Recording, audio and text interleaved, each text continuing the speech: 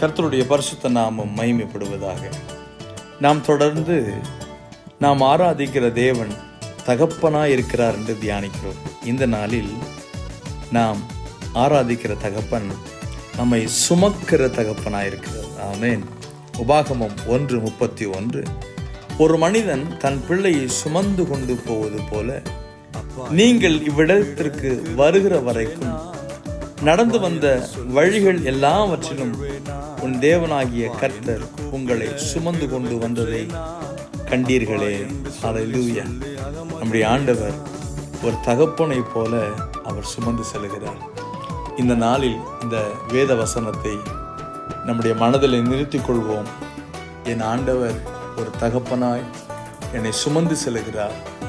எல்லா பாதையிலும் அவரே எனக்கு முழு பொறுப்பாளியாக இருக்கிறார் என்று நம்புவோம். கர்த்தர் தம்முடைய வார்த்தையை நிறைவேற்றுவார். ஆமென். தோள் மேலே என்னை சுமக்கிறே, தோள் மேலே என்னை சுமக்கிறே.